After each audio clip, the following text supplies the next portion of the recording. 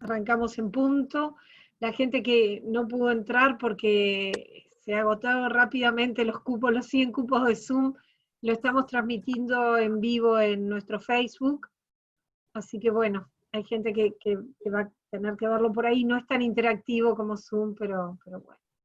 Así que, bueno, en nombre de la Academia de Economía le doy la bienvenida, le agradezco muy especialmente al señor presidente del Banco Central, al economista Labat, que haya aceptado esta invitación con tanta generosidad y con tanta gentileza. Y, y bueno, y les quería comentar que para mí es un doble honor porque era la tradición de mis mayores, de los anteriores presidentes, recibir a los presidentes del Banco Central para que hablaran de la estrategia de la política monetaria en la Academia de Economía.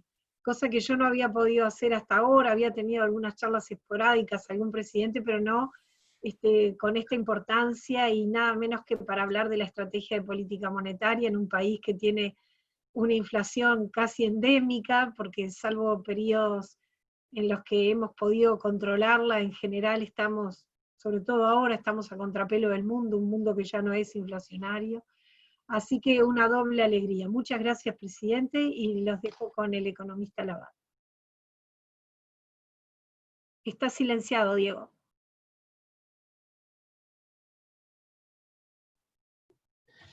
Buenas tardes. Muchas gracias, María Dolores. Buenas tardes a todos. Bueno, es un gusto y un placer estar acá tratando de, bueno, en este rato contar, ya unos meses después de empezado este gobierno, empezar a contar y que nos tocó agarrar en circunstancias capaz que un poco especiales, contar un poquito la estrategia, qué es lo que hemos hecho en estos meses y hacia dónde queremos ir. Y bueno, así que bueno, muy agradecido con la invitación, creo que es una buena oportunidad para tratar de transmitir algunas cosas, que justamente si algo queremos es ser bien transparentes, entonces bueno, por ahí la cosa. Voy a...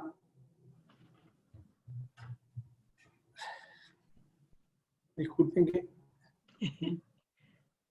Problemita de... A ver, yo la presentación, y dada la coyuntura que hemos tenido estos tiempos, la voy a partir en tres partes. Un poco, voy a empezar con lo que era nuestro diagnóstico, mi diagnóstico pre-pandemia, cómo estábamos pensando en febrero, lo que pasó en la pandemia y un poco cómo sigue esto como tercera parte, ¿sí? Porque bueno, la pandemia evidentemente que ha condicionado mucho y bueno, por eso también el detenimiento y en centrarme en alguna cosita en la pandemia. ¿Cuál era el diagnóstico antes de empezar? ¿Sí? Y ahí me disculpan, pero además de la política monetaria y porque yo creo que está altamente vinculado, me voy a detener también un poquito en el sistema financiero uruguayo, porque obviamente eso tiene su correlato. Para empezar, Uruguay, y este gobierno empezando, arrancaba de un muy buen punto de partida del sistema financiero, en lo que tiene que ver con la estabilidad. Disculpen que tengo ahí un problema con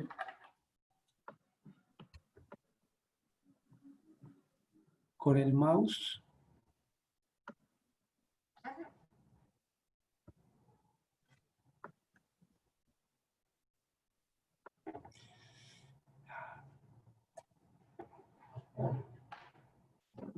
Ahí, perdón. Yo decía, un muy buen punto de partida, empezando por lo positivo, con indicadores de solvencia del sistema financiero muy buenos y creciendo. Ahí, ahora sí, disculpen. ¿Sí? Sí. Con ratios de liquidez de los bancos también con muy buenos niveles de liquidez, quizás para algunos hasta uno lo podría pensar en exceso, pero desde el punto de vista de como para iniciar un proceso, buenos ratios de liquidez, y lo mismo con morosidad, con previsiones, el propio riesgo de tipo de cambio, yo digo que con cierta fortaleza como para iniciar.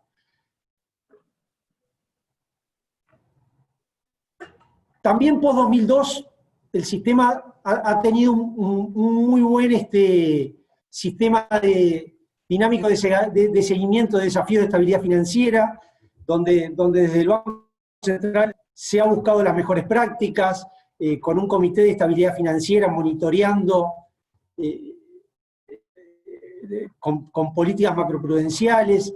Yo creo que varias cosas interesantes en la institucionalidad desde ese punto de vista. Ahora empiezo con quizás las cosas no tan buenas. ¿Qué cosas pendientes había en estabilidad financiera? Un proceso de desdolarización que el país quiso darse post-2002, pero que de alguna manera nunca terminó de madurar, que dio una serie de pasos, pero que en un momento se estancó. Entonces yo eso lo tomo como una asignatura pendiente, y ese era parte de mi diagnóstico al inicio de esto. Creo que también el sistema financiero tenía y sigue teniendo algunos o unos cuantos problemas de desarrollo, ¿sí? Si miramos en esta gráfica, esta es la posición de Uruguay del crédito total del sistema financiero al sector privado, y como verán, ranqueamos muy, muy mal.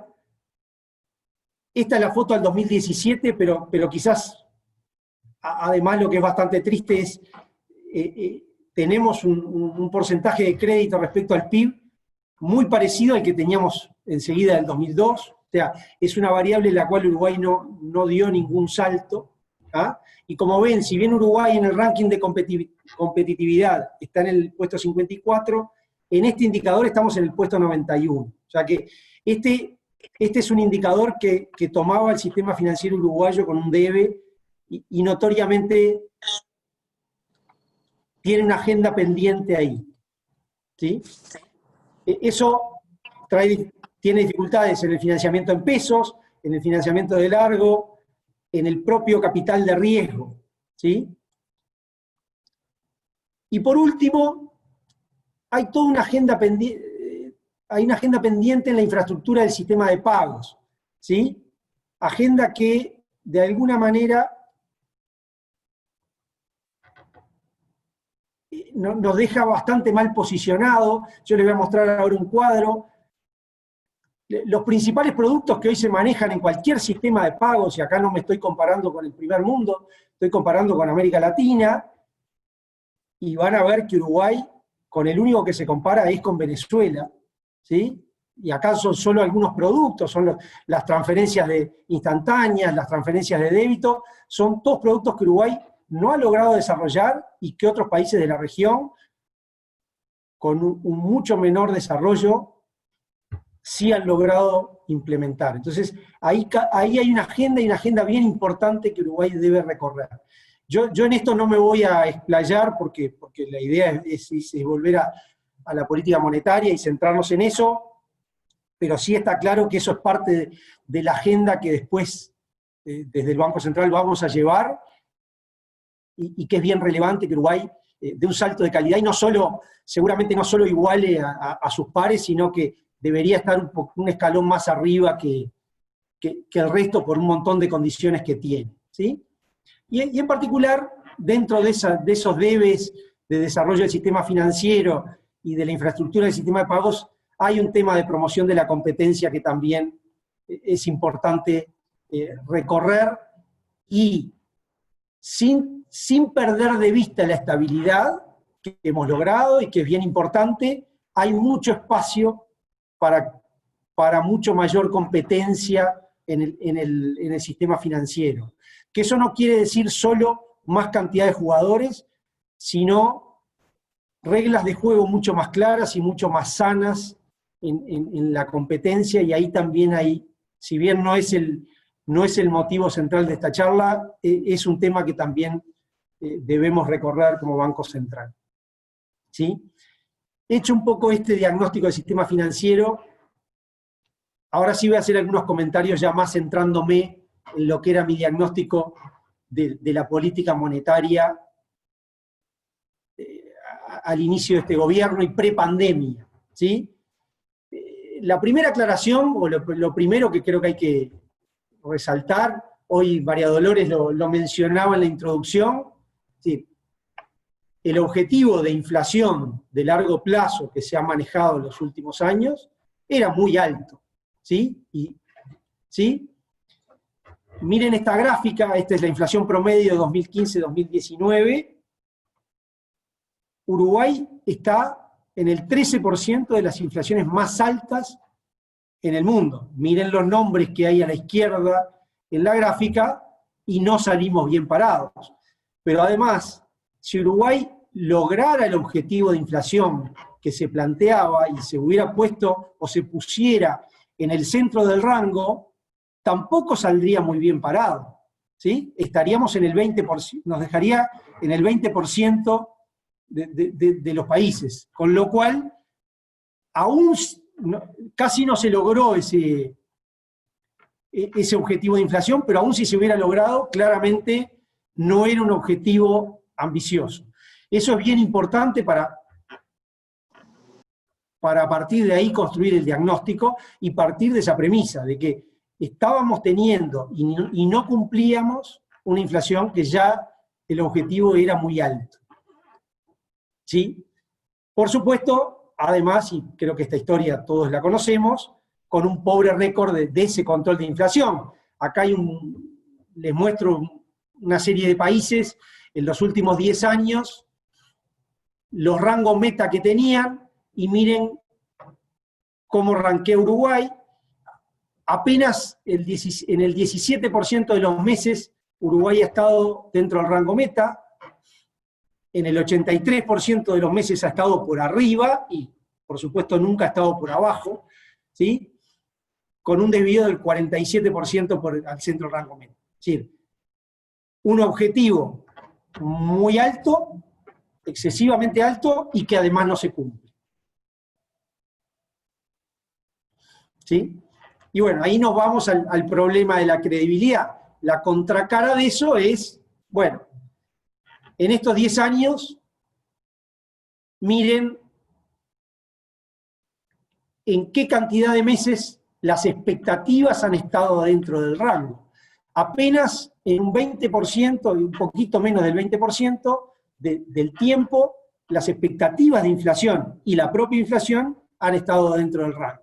Por supuesto, rankeando muy mal contra nuestros pares, ¿sí? Entonces, y acá quizás está el centro de lo que yo digo que hay que corregir y donde donde tiene que estar el centro de la política monetaria, que es la reconstrucción de la credibilidad, ¿sí? Ahí, ¿qué es lo que juega? Y bueno, el conflicto de objetivos. Una herramienta como es la política monetaria, un objetivo. Cuando uno intenta ponerle multiplicidad de objetivos a esa herramienta, seguramente termina no consiguiendo ninguno. Entonces, por eso es importante evitar esos conflictos de objetivos y centrarse en un único objetivo. ¿Sí? Adicionalmente, y esto capaz que es secundario, yo no creo que quizás es un error centrar la discusión en el instrumento. Yo tengo una posición, la voy a desarrollar un poquito más adelante, pero está claro que tampoco el instrumento es el centro. Sí el instrumento ha tenido problemas, ¿tá? Esta gráfica muestra la volatilidad de las tasas de interés en el periodo que Uruguay llevó tasa de interés y en el periodo que llevó agregados monetarios. Acá tienen hasta el 2007, el primer periodo, desde el 2005 al 2007, cuando se llevaba tasa de interés, cuando se llevaba agregados. Luego lo que es la tasa call cuando se implementó el régimen de tasas, y lo que ha sido el último periodo desde que se volvió al régimen de agregados. ¿Sí? Lo mismo tienen en la gráfica de la derecha la volatilidad de toda la curva de tasas, cómo se ha movido con respecto en un régimen respecto al otro. ¿Sí? Cómo ha sido esa volatilidad. ¿Tá? Y esto termina, y eso es parte del diagnóstico, termina en un círculo vicioso donde los defectos que puede tener la política monetaria se potencian porque, bueno, se lleva una mayor dolarización que le da menos efectos a la política monetaria y, bueno, uno entra en un círculo vicioso que creo que es el de que claramente hay que salir. ¿Sí?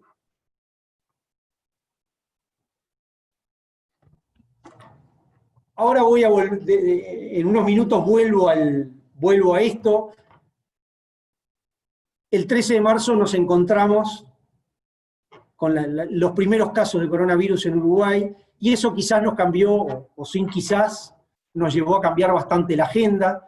Yo acá puse esta frase de Christine Lagarde, pero claramente es lo que pasó lo que le pasó a todos los países, donde la salud pública pasó a ser la prioridad, y hubo un cambio de objetivos y de políticas que rápidamente los gobiernos debieron implementar. ¿Sí? ¿Con qué nos encontramos ese 13 de marzo y en los días siguientes? Bueno, una incertidumbre muy grande. Uno lo que veía es la actividad se cerró, y estas cosas que están puestas acá en esta transparencia quizás son cosas que por suerte algunas de ellas no tuvieron demasiado efecto, pero uno se planteaba, ¿no? Cerraban todas las empresas, eso podía llevar a interrumpir todos los flujos de pagos. En ese proceso, hogares y muchas empresas reaccionaron acumulando liquidez y dejando de gastar, por la incertidumbre y además porque no había dónde gastar. Había una amenaza de que se segmentaran los mercados. Estaba el riesgo, que por suerte no ocurrió, de que la liquidez de las empresas empezara a tener efectos en los balances de los bancos. ¿Tá? Hubo efectos importantes sobre el nivel del tipo de cambio y sobre la volatilidad del tipo de cambio. Y además se dieron un montón de desafíos operativos, porque, bueno, nos encontramos con que había muchas cosas que era un poco suerte de desconocido. Hoy a ninguno de nosotros se nos ocurre andar sin tapaboca en determinados lugares, y eso, acuérdense, el 14 de marzo se discutía hasta si había que usar y era bueno usar tapaboca o no usar tapaboca. Entonces, esa incertidumbre era lo que primaba, y si el problema era con el tapaboca, creo que uno, si lo extrapola a cualquier otro tipo de decisiones, que desde el gobierno, pero desde las empresas, los individuos, cómo podía ser la toma de decisiones en un ambiente de este estilo. ¿Sí? Y bueno, ahí, desde el Banco Central, de alguna manera, tuvimos una premisa, que es la siguiente, es decir, en otros episodios de crisis y de muy alta incertidumbre, el sistema financiero había sido un problema. Nosotros lo que nos teníamos que plantear es el sistema financiero como una herramienta de solución y no como un problema. Y con esa cabeza fue que intentamos actuar. ¿Sí? Tratar de que, por supuesto, sin extralimitarnos, el sistema financiero diera las respuestas que corresponden y estuviera a la altura de las circunstancias. Apalancado, como están estas tres gráficas que yo ya les mostré, en un sistema financiero que tenía muy buena solvencia, que tenía muy buena liquidez y que además tenía otros buenos ratios de velocidad, etc.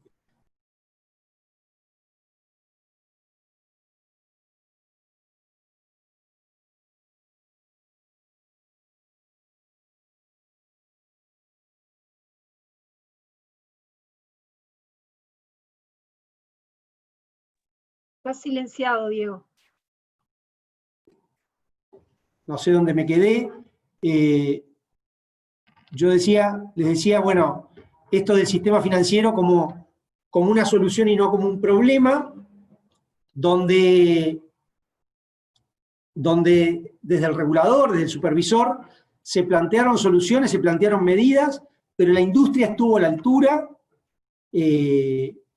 durante, fundamentalmente los primeros días, pero durante toda esta crisis sanitaria, los teléfonos han estado abiertos, el diálogo ha fluido, las soluciones se han buscado siempre, a cualquier hora, a cualquier día, tratando de, repito, con esta premisa, sistema financiero como una herramienta, como una solución, y no como un problema, que por suerte, yo creo que uno no puede decir que la crisis sanitaria ya terminó, pero 5 meses después, los pasos que se han dado y las evoluciones que se han dado, creo que nos permiten hoy estar con otra tranquilidad y con mirando con otra perspectiva la situación.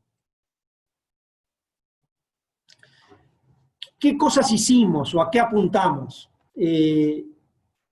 Lo primero fue poner la política monetaria en fase expansiva, ¿sí? Llevando una convergencia a tener tasas más bajas, sin perder de vista, y por eso anunciamos un mayor énfasis en el control de la inflación una vez superada, por la preocupación de que había que controlar las expectativas. Justamente la política monetaria podía plantearse una fase expansiva, pero siempre teniendo claro que en el largo plazo la inflación era el objetivo y que no se debían desanclar las expectativas. ¿Sí?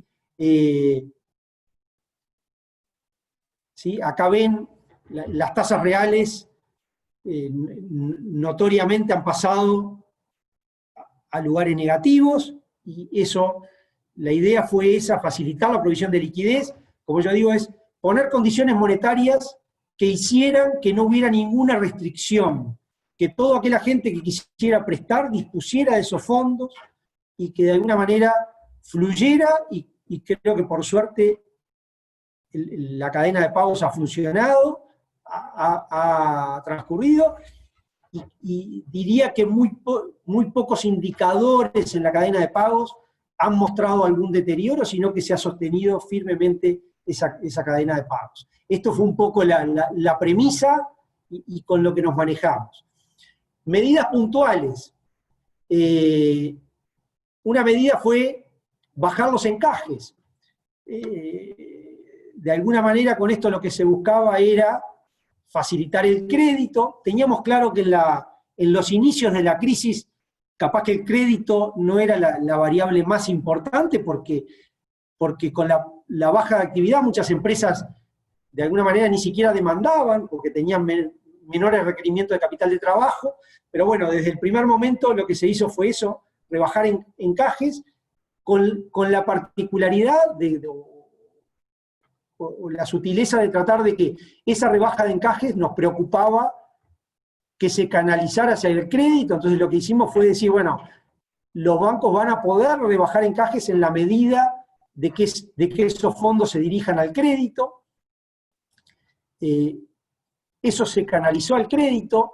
Esta es la evaluación al cierre de junio, que es cuando terminó la medida, ¿tá?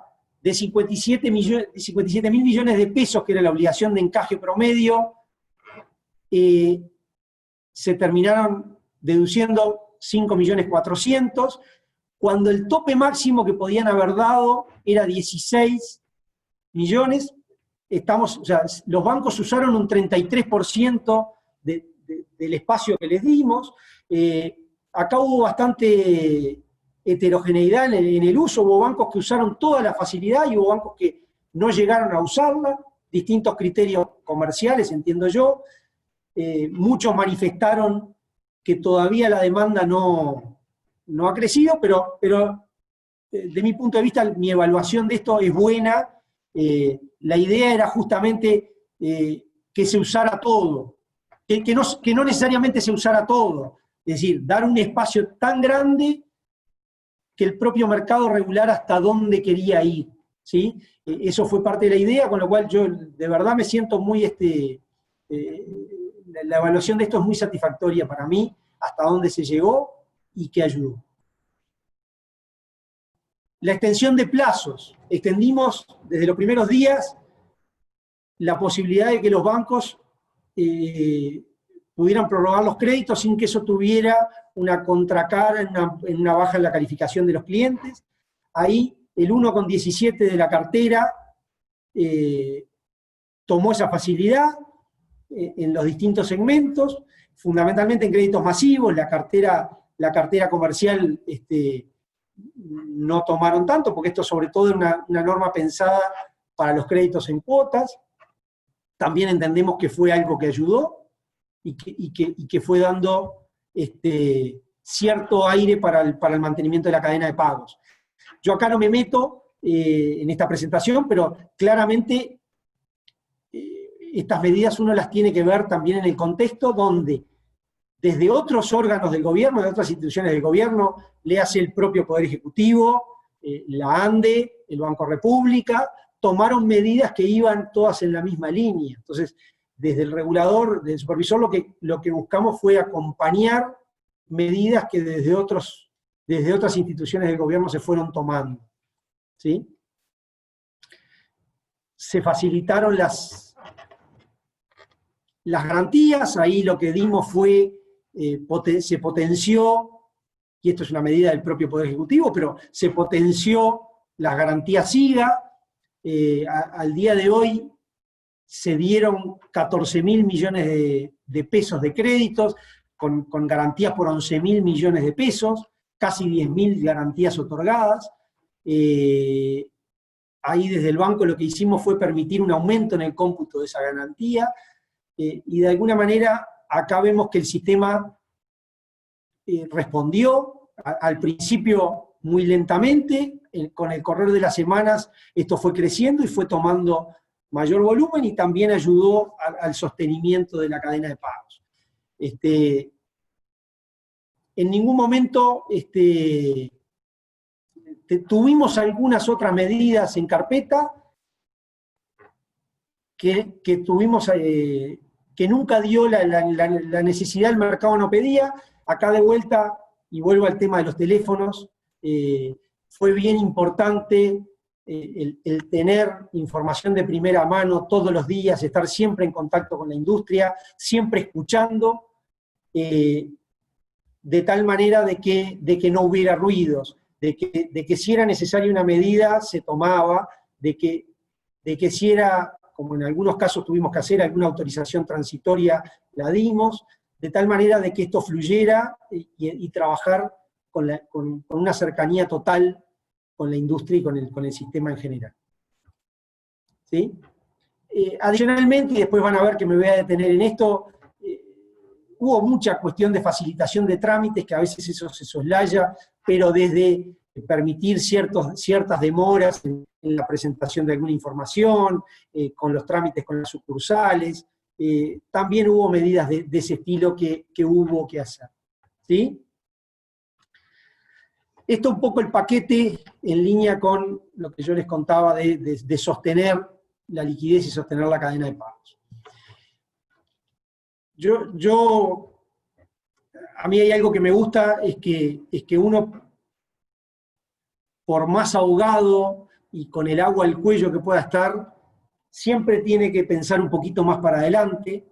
Entonces, a mí me importa destacar esto, y acá, durante la pandemia, y yo no quise que esto se demorara más, a pesar de que había excusas, o uno podía tener excusas, había ciertos cambios que capaz que uno los puede ver como menores, que cada uno de ellos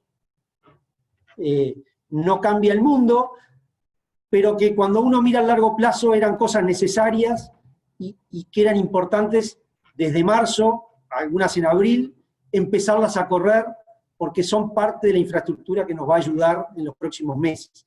Entonces, intentamos ya hacer algunos cambios en la política monetaria, fundamentalmente por el lado de la transparencia, porque entendemos que la transparencia juega un papel bien importante en la construcción de credibilidad, y entonces relanzamos la encuesta de expectativas, que estaba bastante alicaída, con pocas respuestas, la relanzamos con más de 20 respuestas de expertos.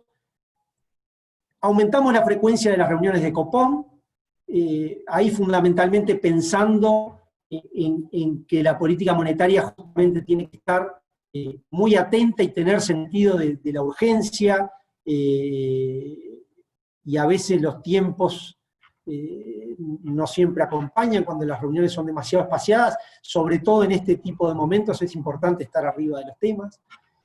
Empezamos a publicar las minutas del Copom, agregando algo de información, yo después voy a hacer mención a eso, pero claramente ahí la agenda todavía le falta mucho, las minutas creo que ha sido un avance, pero ahí hay que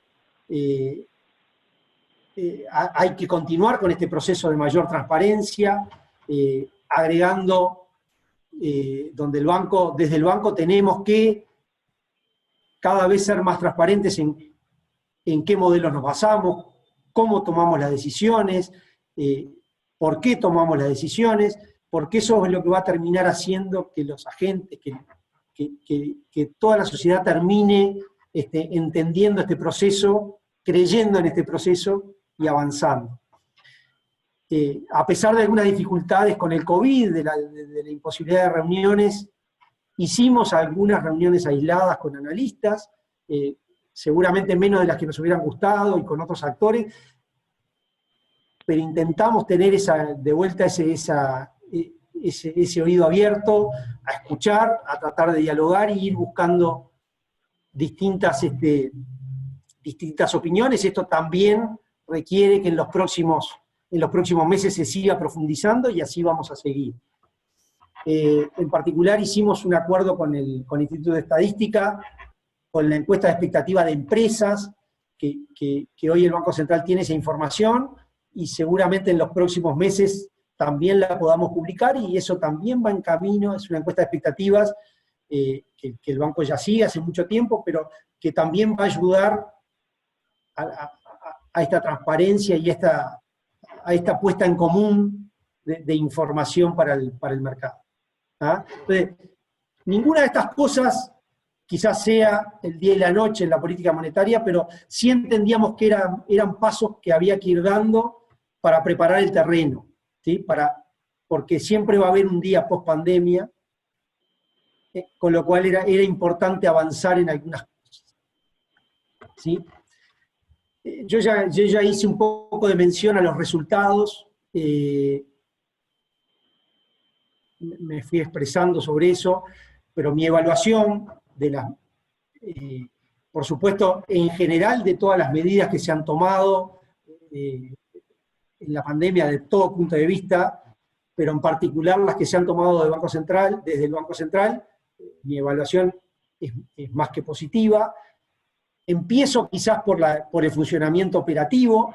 Yo ahí puse una foto, y la quise poner a propósito. Esa foto, como verán, no es de Uruguay, porque justamente, salvo algún episodio puntual, en Uruguay no hubo inconvenientes de funcionamiento, salvo los días que las sucursales bancarias, que los shopping estuvieron cerradas, el sistema estuvo abierto, prestando total servicio, ni un día dejó de abrir las puertas, de que haya clearing, de que estén los mercados abiertos.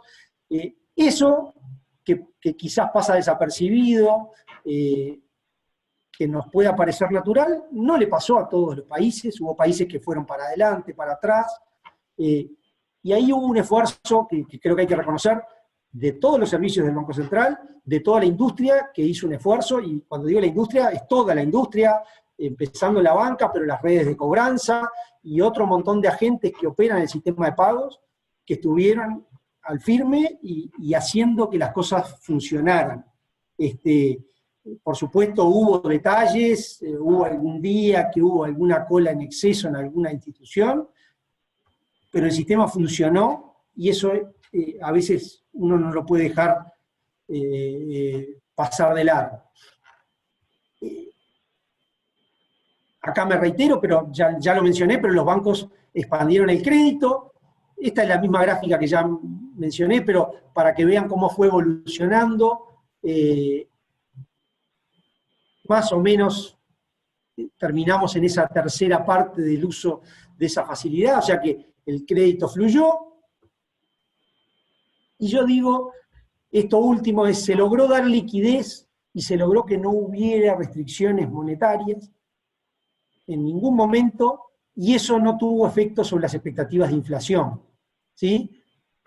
Salvo en el primer instante y sobre todo con el primer empuje del tipo de cambio, las expectativas de inflación se mantuvieron en los mismos niveles que tenían, y ahora voy a volver a esto, pero un poco, esa era un poco parte del diseño, es decir, tenemos que inyectar liquidez, ¿dónde está el riesgo? Bueno, el riesgo está en que las expectativas se pudieran disparar, y esto yo lo evalúo como positivo, se lograron mantener en niveles, por lo menos en los niveles que venían. ¿Tá?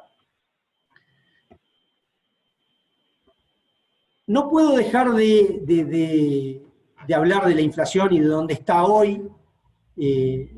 Ya hablé al principio que tenemos un objetivo alto,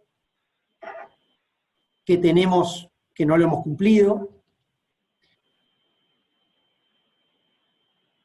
y sobre todo en los últimos meses hemos tenido, sobre todo abril y mayo, algunos guarismos bastante más altos, fundamentalmente causados por el aumento del tipo de cambio, algunos precios en particular que tuvieron algunas variaciones extraordinarias,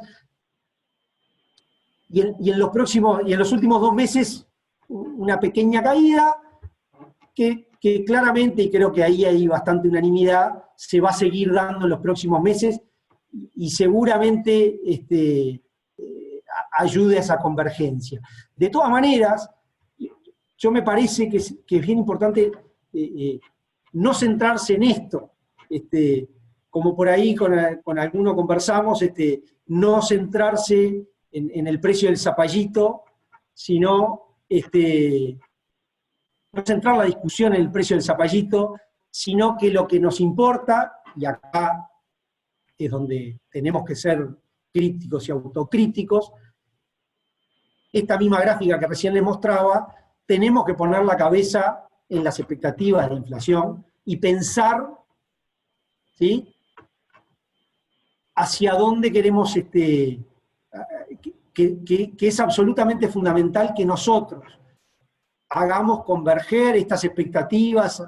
Acá la gráfica está a 12 a 24 meses, hoy el horizonte de política monetaria es a 24, tenemos que lograr que estas expectativas de inflación converjan al rango, y mientras esto no suceda, ahí es donde tenemos que ser críticos, y de eso nos tenemos que preocupar, y ahí es donde, evidentemente, que mientras no logremos ese objetivo, es que no estamos haciendo las cosas correctamente, ¿sí? Y en esto me parece que es donde nos tenemos que centrar, y no centrarnos en, como digo, en el precio del zapallito, o en la tira del asado, ¿sí?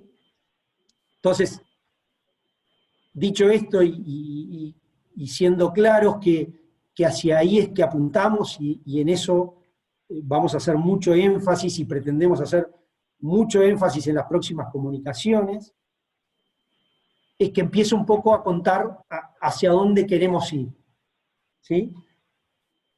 Y yo empiezo por acá. En el equipo económico, en este gobierno, nos hemos preocupado mucho porque entendemos, y es bien claro que así debe ser, es que cada uno debe cumplir su papel, y no puede cada uno o cada integrante del equipo económico de distintos lugares del gobierno tratar de cada uno cumplir con todos los objetivos. Es decir, a cada política hay que darle su objetivo. No podemos entrar a mezclar, y lo que hoy contaba al principio de la multiplicidad de objetivos para un solo instrumento. Pero sí parece importante, y es absolutamente importante, y va a ser central en la credibilidad, tener políticas consistentes, absolutamente consistentes, ¿sí?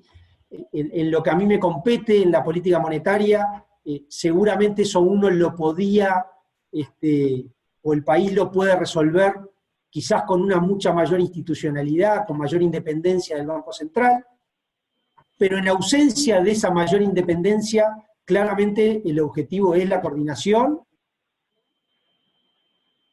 y estar absolutamente consustanciado en tener políticas consistentes.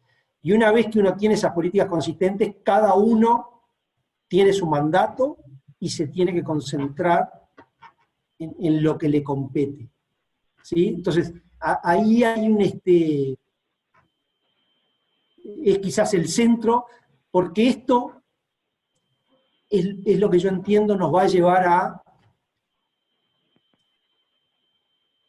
es el principal elemento para esta construcción de credibilidad. ¿Sí? Una vez que los distintos agentes empiecen a ver que la política fiscal, que la política de ingresos empiezan a encaminarse y a ser consistentes, la credibilidad en la política monetaria y en que en los anuncios que hace el Banco Central se entiendan, se comprendan, se vea la racionalidad que hay, la credibilidad va a empezar a surgir, y ahí es donde queremos empezar a desarmar esta historia de no cumplimientos de los propios objetivos. Entonces, en particular, seguramente sobre fines de este mes, en tiempos bastante parecidos a que se esté presentando el presupuesto al Parlamento, vamos a hacer un comité de coordinación macroeconómica, que no se ha hecho hasta ahora, que justamente, respetando las independencias de cada institución, de alguna manera muestre la consistencia entre todas las partes, que va a ser fundamental en esa construcción de credibilidad. ¿Sí?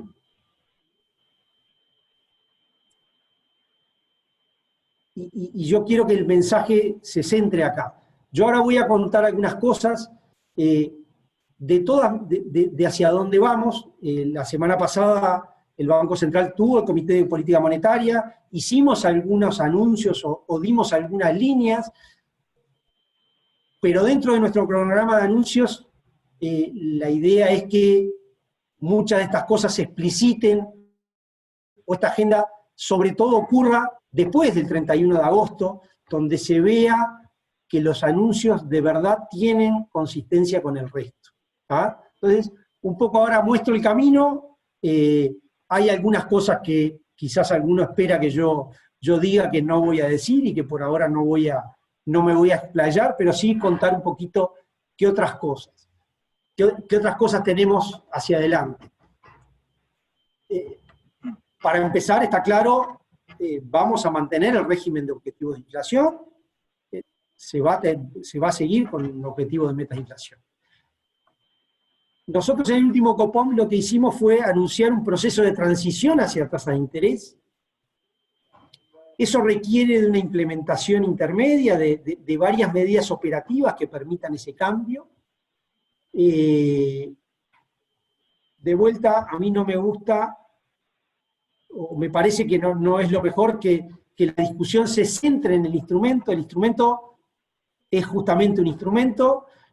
No hay en todos los tiempos y en todas las ocasiones un instrumento mejor que otro, pero sí está claro, esta es la opinión, de que en un momento como estos la tasa de interés es una mejor señal hacia el mercado y puede transmitir mejor lo que nosotros queremos transmitir, y puede haber una mejor lectura desde los agentes. ¿Ah? Por eso la idea de iniciar esta transición, si alguno capaz que lo tenía en la cabeza, no vamos a anunciar ahora la tasa, eso es potestad del Copom, el Copom se va a reunir a su debido tiempo y ahí va a hacer esos anuncios. Sí parece importante, y nos pareció importante en este Copom, anunciar que sí estábamos empezando esa transición. Y acá quizás por obvio vale la pena resaltarlo. Nosotros, como comenté, estamos estamos teniendo un talante expansivo, en el medio de la crisis sanitaria hemos querido expandir, tener política monetaria expansiva, justamente para que no hubiera ninguna restricción monetaria, y si bien la situación económica tiene varias señales de repunte, ese talante va a seguir hasta que lo consideremos necesario. Sí, el cambio de instrumento no implica un cambio de talante, nosotros vamos a seguir en esta fase expansiva porque entendemos que es lo que hoy requiere la economía en su conjunto para que de vuelta no haya restricciones monetarias, ¿sí? Simplemente queremos recorrer ese camino de empezar a señalar con tasas de interés. Nosotros ya desde hace un buen tiempo tenemos ese seguimiento de las tasas de interés, lo hemos marcado incluso en algún comentario, hemos visto una baja de tasas de interés, toda la curva se ha ido corriendo ya desde hace unas cuantas semanas, y eso lo hemos ido viendo como positivo y como parte de esa señal expansiva.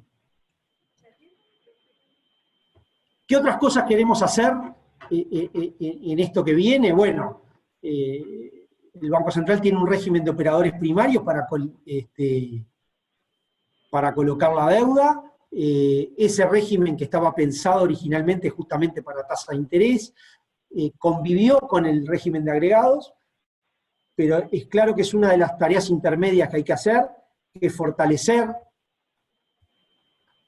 ese régimen de operadores primarios, que va a ayudar a esa transferencia, a esa transparencia y justamente a que el canal funcione. O sea, como dije hace un rato, también hay que completar la agenda de transparencia en la política monetaria, que eso es mejor información en los comunicados del Copom, mejor información en las minutas, publicación y mayores explicaciones de los modelos que usa el banco, mayor rendición de cuentas cada vez que tengamos desvíos. Sí, tenemos que ser mucho más transparentes. Creo que hemos intentado recorrer ese camino, hemos sido muy cuidadosos en la redacción de los comunicados, de las minutas, pero está bien claro que queda un camino importante por recorrer ahí. Y en eso, por supuesto, creo que ha ayudado mucho el diálogo con el mercado, con los distintos agentes, con los analistas. Ahí hay un muy buen diálogo que es bien importante haberlo recorrido y seguirlo recorriendo y profundizando. Después, conjuntamente con esto, está, y yo lo soslayé en algún momento, la desdolarización. La desdolarización es un proceso que por supuesto no es un proceso de corto plazo, es un proceso de largo plazo, que el país en algunos momentos ha intentado recorrer, sobre todo después del 2002, pero que en algún momento se estancó o por lo menos perdió prioridad en la agenda. Inmediatamente del 2002 se tomaron algunas medidas bien relevantes, pienso en la UI, en algunos diferenciales en el seguro de depósito, pero después esa agenda se fue apagando. Por supuesto que lo primero que uno tiene que pensar para que los agentes de verdad quieran desdolarizarse es el día que tengamos una inflación mucho más baja. Y seguramente esa es la medida central. De todas maneras, creo que hay que recorrer otras medidas más chicas, que quizás individualmente no mueven la aguja, pero que van cambiando cosas, que pasan desde lo cultural. Nosotros como Banco Central publicamos cifras de depósitos en pesos, las publicamos en dólares. Hay hasta cosas, por eso digo, de lenguaje, pero también pasan por otras, hay otros elementos, el régimen de encajes, que seguramente haya que mirar algunas alícuotas si no tiene sentido, y hoy no desincentivan la desdolarización. pienso en la profundización de ayudar a que se profundicen algunos mercados, los mercados de cobertura, ahí hay muchas herramientas que se pueden implementar, y en eso tenemos una agenda que la idea es irla recorriendo, y seguramente a su debido tiempo, pero no dentro de mucho, contemos todo con bastante más grado de detalle, todas estas cosas que estamos en camino. Algunas de ellas ya iniciadas, pero que estamos, que las queremos mostrar como una cuestión integral y entera. Y por último, creo que el país se merece dar una discusión sobre la propia institucionalidad de la política monetaria. En el pasado seguramente hay algunos hitos que fueron interesantes y que ayudaron. Pienso en las restricciones de financiamiento desde el Banco Central al fisco. Eso notoriamente, cuando uno lo mira en perspectiva, es un evento que ha tenido sus resultados a posteriori, pero creo que se puede avanzar mucho más en la independencia del banco y su contracara, que es cuando uno le da más independencia a un organismo, muchísima más rendición de cuentas. Es decir, hacerse cargo de cuando uno cumple y de cuando uno no cumple, explicar los desvíos ante los organismos que correspondan, como se hace hoy, ante el Parlamento, pero por sobre todas las cosas ante los agentes económicos, porque esa es la única manera de la construcción de credibilidad. Entonces, esta discusión que queremos dar y que ojalá termine en una reforma legal que otorgue, creo que tendría que ser un poco el sello que termine de construir esa credibilidad. Yo creo que las condiciones están dadas, que se puede llegar a conseguir ese consenso de que Uruguay tiene que recorrer un camino de mucha mejor institucionalidad, que desde el mundo muchas veces valoran muchas de las instituciones que Uruguay tiene, las instituciones políticas, pero que hay que seguir recorriendo ese camino en todo lo que corresponda, y la institucionalidad de la política monetaria es bien importante. Entonces creo que eso es un poco el cierre de hacia dónde ir. Como les contaba, seguramente después de fines de agosto estemos detallando estos cambios, dando mayor grado de detalle de los caminos, de las medidas más puntuales que queremos. Sí quería yo acá un poco dar esa guía de hacia dónde queremos ir. Creo que por sobre todas las cosas, Uruguay se merece jugar en la cancha grande. En particular ese es un poco el mensaje con la inflación y con la política monetaria. Uruguay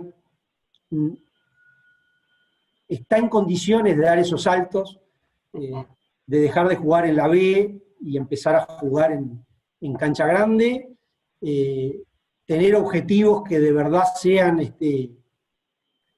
ambiciosos y que se cumplan. Entonces, creo que estamos en un momento donde hay que recorrer ese camino. Ese camino claramente es un camino que tiene piedras en el camino, que no es un camino inmediato, pero que hay que empezar a recorrer y de vuelta ser ambicioso. Entonces, bueno, con esto voy terminando por acá. Por supuesto, estoy a lo que digan, si hay preguntas, encantado de responder, espero haber aclarado y bueno, seguiremos en esta construcción. Bueno, muchísimas gracias, presidente. Y pedimos a todos que manden las preguntas por el chat, y ya recibimos unas cuantas. Algunas las contestó ya en la propia disertación, preguntaban qué medidas se iban a tomar para desdolarizar la economía, pero creo que más o menos ya se detallaron. No sé si quieres agregar algo más. No, a ver, ahí yo mencioné lo de los... No quiero detenerme porque seguramente las medidas concretas las vamos a anunciar a su debido momento, pero estamos revisando el régimen de encaje, hay medidas concretas que yo entiendo que se tienen que hay que tratar de avanzar para profundizar los mercados en pesos, las coberturas, que pueden ir desde, por ejemplo, avanzar en contratos estándar, en avanzar en accesos a ciertas infraestructuras. Yo no me detuve acá porque me parecía que ya era irme de tema y centrarme en la política monetaria, pero sí es importante que el sistema financiero en general recorra un camino de incorporación de tecnología, que creo que tiene que ser muy fuerte, y en esa incorporación de tecnología yo creo que también hay un espacio bien importante para la desdolarización y se va a dar con una mucho mejor transaccionalidad. Entonces, hay un paquete de cosas en las cuales estamos trabajando y que algunas ya las hemos encaminado, hay algunas medidas que se han ido tomando, en algunas cosas en acuerdo con la industria, por ejemplo, con mejores tecnologías, con incorporación, por ejemplo, le hemos puesto plazo a las transferencias inmediatas, a las transferencias de débito, tecnologías que se usan en otros lados. Entonces, este es un camino que lo iremos anunciando a medida que vaya correspondiendo, pero que creo que sin prisa, pero sin pausa, hay que recorrer ese camino de la desdolarización, que de alguna manera va a ir acompañando ese camino de la caída en la inflación y retroalimentándose y entrando en lo que yo digo que tiene que ser un círculo virtuoso. Virtuoso. Gracias. Hay dos sugerencias en cuanto a la dolarización y una pregunta muy provocadora que la dejo para el final. Las sugerencias, una es sobre el mercado de cobertura, un temita dice muy micro, es que el Banco Central no habilita que se publique la cotización del dólar en real time, si van a hacer cambios en eso. Lo pregunta Juan Manuel. Es una medida que hemos conversado, yo creo que tiene sentido avanzar, seguramente no real time, pero sí debiera ser un dato que como en otros mercados se conozca con algún pequeño rezago, pero que se tiene que conocer. Eso es una buena cosa y es parte del camino que hay que recorrer. A veces yo creo que estas cosas forman parte de lo que yo decía. Lo que decía para la política monetaria creo que aplica para muchos aspectos en la vida del país, pero es pensar en grande y a veces hay que dar esos saltos de calidad y empezar a jugar en la cancha grande, y a veces ciertas cosas pueden ser barreras a mostrar un dato. La realidad es que tendríamos muchos mejores mercados si ese dato fuera conocido. Así que está bien, no es una medida que hoy ya esté, pero comparto con quien hizo la pregunta que es un camino que hay que recorrer. Después otra sugerencia dice que sería bueno que cuando se presenta la exposición de motivos del presupuesto no lo hagan en dólares. Lo que pasa es que es verdad, uno tiene en la cabeza los dólares siempre, ¿no? Las cifras en dólares. Y la última sugerencia, más bien la última pregunta que está bien interesante, dice, ¿el copón podría estar integrado por representantes del sector privado? Me parece bien provocativa esa pregunta.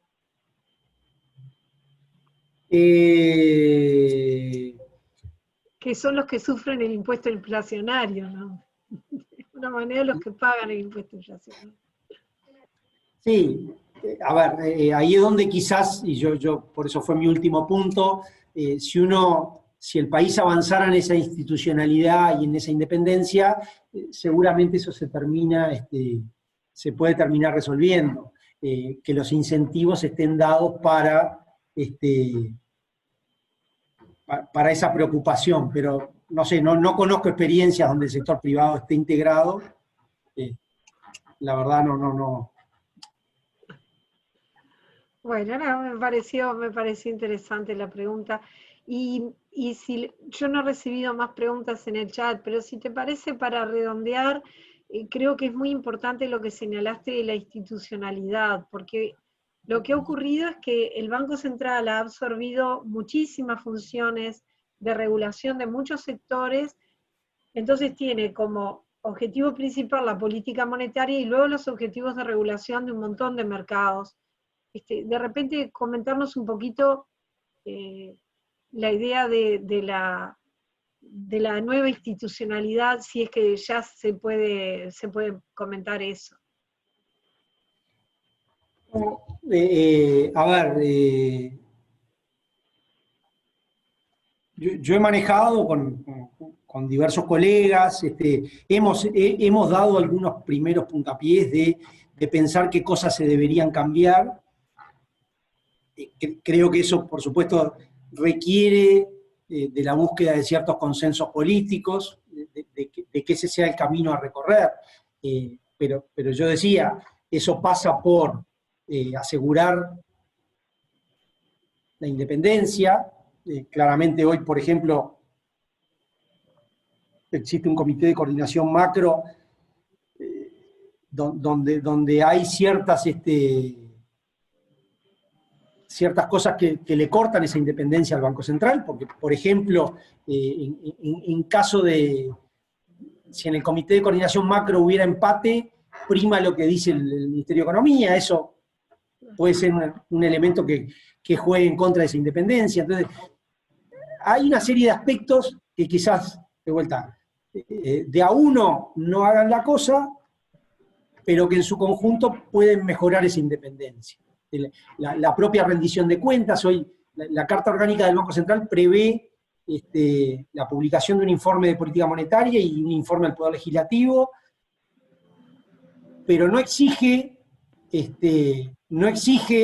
por ejemplo, explicar los desvíos, o por lo menos no con grado de detalle. Entonces, bueno, son todas cosas que esa institucionalidad debiera caminar hacia experiencias de otros países. Ahí seguramente no hay demasiado para inventar. A veces lo que uno tiene que hacer es evaluarse, compararse con pares que les ha ido bien en el mundo, y bueno, tratar de recorrer esos caminos, ¿no? Creo que por ahí pasa la cosa de esa nueva institucionalidad, ¿no? Acá hay una pregunta del académico correspondiente de Argentina, Manuel Solanet, que es un amigo de la institución y de una institución correspondiente, y dice, ¿por qué preocuparse por desdolarizar y no deja que el mercado lo defina? Y Eduardo Palacios también le dice, entiendo que se busca desdolarizar en cuanto a la unidad de cuenta, no en cuanto al uso del dólar como medio de pago. Sí, a ver, por supuesto que Uruguay tiene desde hace casi 50 años el dólar dentro de su sistema de pagos, y no es la idea recorrer ninguna restricción forzosa, forzar ninguna cosa. Sí, como país, tener una moneda como, de alguna manera, tener la moneda propia y que esa moneda propia tenga otra potencia, de alguna manera eso va a ayudar a, por ejemplo, a fortalecer la estabilidad financiera, a tener mejores mercados, es decir, tiene una serie de ventajas recorrer ese camino. Por eso digo, en ningún momento estamos pensando en forzar nada, simplemente tener los cuidados necesarios para que ese proceso, los agentes económicos de alguna manera o voluntariamente crean en la moneda local. Es simplemente eso. Y de vuelta, no es un proceso de un día para el otro, es un proceso largo, que yo entiendo que en el mediano y largo plazo tiene sus beneficios para el país. Sí, Aldo Lema acota a este respecto que es importante que el Banco Central debe insistir con los altos costos de la dolarización en un mundo de paridades volátiles, ¿no? Incluidos las crisis que Uruguay ha tenido en el pasado, o sea que es un poco por ahí que viene. Después tenemos dos preguntas más y ya lo dejamos libre porque ha sido bastante intenso esto. Margarita Roldós pregunta si puede dar algún adelanto de la agenda de desarrollo del mercado de capitales. Sí, yo no explayé esto. Lo que hicimos en estos primeros meses desde el banco fue generar 7 mesas de trabajo. Aclaro, capaz que alguna de la audiencia lo tiene claro, porque en algún caso lo he mencionado, pero 7 mesas de trabajo en distintos temas, por ejemplo, el sistema de pagos o la fintech. Una de esas mesas es el mercado de valores, ¿sí? Esas mesas de alguna manera han hecho un proceso de, primero, una breve reflexión interna entre el directorio y los servicios del banco, de dónde estábamos parados, cuál era la agenda pendiente, e inmediatamente lo que fuimos es y en eso estamos, conversando con la industria. Todo este proceso está claro que hay que tener la oreja bien abierta,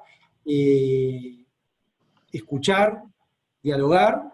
Por supuesto, al final es la autoridad competente la que toma las decisiones cuando corresponda, pero sí escuchar mucho, y en eso estamos ahora dialogando con la industria.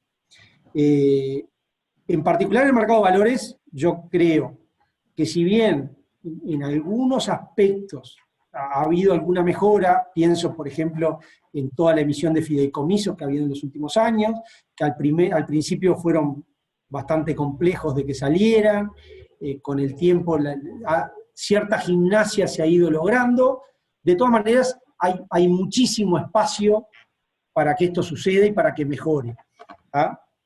Y bueno, ahí estamos pensando que sobre todas las cosas, a ver, el primer diagnóstico en el mercado de valores, y acabo esta aclaración, el primer diagnóstico es que el diagnóstico ya está hecho. Lo que falta acá es pasar a la acción y empezar a recorrer ese camino. ¿Ah? Ahí en lo que estamos trabajando es que seguramente haya alguna cabeza que tenga una agenda muy fuerte de impulso del mercado de valores, que hoy esa atribución está como muy repartida entre muchos agentes y en definitiva nadie toma ese papel. Entonces, eso como primera cosa. Después seguramente haya otro tipo de medidas, estoy pensando en algunas que incluso estaban anunciadas desde antes, pero que es de las que estamos manejando, desde que alguna empresa subsidiaria del Estado termine cotizando en bolsa, emitiendo, que algunas inversiones del Estado pasen por el mercado de valores, fortaleciendo algunos instrumentos, en particular, yo entiendo que los fondos de inversión puede haber ahí alguna simetría que corrigiéndola tenga un poco más de desarrollo. Creo que ahí hay una agenda que no quiero adelantarme porque hoy justamente estamos en ese proceso de diálogo con la industria, pero la idea es recorrer, pasar del diagnóstico a la acción y ahí yo en esto sí voy a ser enfático, es importante que lo que se haga en forma muy integral. Porque a veces si uno lo que hace es, no sé, hace una emisión de una empresa del Estado una vez, está bien, ayuda, pero no va a ser lo que va a traccionar el mercado de valores. Hay que hacer todas las cosas juntas y empujar. Y yo creo que ahí hay mucho espacio. No hice esta aclaración, pero sí vale la pena, me parece. Cuando yo decía el sistema financiero, y esto vale para todo el sistema financiero, incluido el mercado de valores, tiene una agenda importante a la interna, de tener un sistema financiero mucho más desarrollado del que tenemos, pero que no tiene que tener vergüenza en pensar en ser un sistema financiero también para la región y un poquito más allá de la región. A veces hay ciertos pruritos con eso, pero claramente Uruguay tiene un montón de ventajas comparativas, y ahí incluyo también al mercado de valores, donde el mercado de valores también debería, en el mediano y largo plazo, pensar en la región. ¿Ah? Eso me parece que es una cosa bien importante, porque es un énfasis que capaz que ya hace unos años en Uruguay eso se ha perdido de la agenda, pero Uruguay, mirando hacia afuera, en el sistema financiero, es algo de lo que no hay que olvidarse. Bien. Después hay una pregunta relacionada con levantar, viene de Facebook esta pregunta, relacionada con levantar regulaciones. Me parece que no es para el presidente del Banco Central, que al contrario, digo, lo que han hecho en esta pandemia es justamente flexibilizar la política monetaria para acompañar un poco la situación. No sé si quieres acotar algo. A ver, esa pregunta en realidad capaz que debería tener mayores aclaraciones. Por supuesto que las regulaciones siempre deben revisarse en forma crítica, mirar su costo-beneficio, y bueno, y cuando entendamos que hay regulaciones que pueden estar dificultando el funcionamiento de un mercado, serán analizadas, y en eso, de vuelta, por eso yo decía, siempre escuchar a la industria, ver qué hay, y siempre ser crítico en eso. Por supuesto que no cualquier regulación, y bueno, y ahí depende de cada una, ¿no? Pero por supuesto siempre vamos a estar abiertos, y la idea es recorrer ese camino de que siempre ese análisis de costo-beneficio o análisis de impacto de las regulaciones en el mercado, y de que de verdad tengan efecto. Pero, bueno, y pero ahora no sí la dar última. respuesta genérica de que hay que sacar regulaciones, habría que ver cuáles. Claro. Seguramente yo me animaría a decir que hay regulaciones que hay que eliminar, seguramente también vienen otras. Yo por eso hoy lo dije, después del 2012 el Banco Central ha recorrido un camino de siempre estar muy alineado a las buenas prácticas, a las buenas prácticas internacionales. Es un camino que estuvo muy bien en ese recorrido y que hay que seguir recorriendo.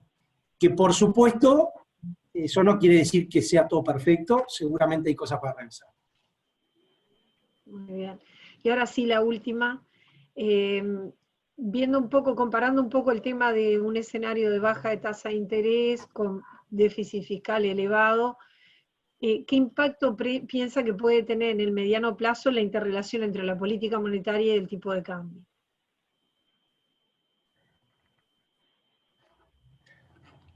A ver, yo proyecciones no estoy en condiciones de hacer. De vuelta, ahí voy a ser capaz que un poco parco en la respuesta, pero insistir en algo que yo he dicho, de vuelta, no múltiples objetivos. La política monetaria que va a llevar el Banco Central adelante va a tener foco en la inflación, no en otras variables, ¿sí? Ese es un poco por eso digo, no quiero hacer proyecciones porque bueno, sería demasiado, hasta demasiado ambicioso meterme en eso. Sí está claro que es un desafío que la coyuntura nos da, pero no quisiera hacer futurología, entre otras cosas, porque hoy, a ver, la incertidumbre más grande que hoy tenemos es que no sabemos cuándo termina la crisis sanitaria. Uruguay ha venido llevando razonablemente bien los 6 o 7 u 8 focos, ya no sé cuántos fueron, se fueron controlando, la situación interna parece estar controlada, pero no sabemos si mañana nos despertamos con una noticia extraña adentro del país o afuera. Entonces, todavía el grado de incertidumbre es muy alto como para hacer cualquier pronóstico. Con lo cual, digo, siendo parco, me quedo con eso, es decir, nuestro foco va a estar en la inflación. Y lo que pretendo es que se vaya viendo con el correr de las semanas, meses, como toda nuestra actuación va camino a eso. Bueno, muchísimas gracias, señor presidente del Banco Central, economista Labat. Muchas gracias a todos los que estuvieron acá por Zoom y por en vivo en Facebook. Así que los esperamos la semana que viene con una serie de seminarios para formular propuestas entre los jóvenes académicos y los, vamos a decir, los viejos, los más seniors de la academia, que van a estar en 3 seminarios, lunes, jueves y viernes de la semana que viene. Muchas gracias. Bueno, muchas gracias, Dolores, y gracias por la invitación.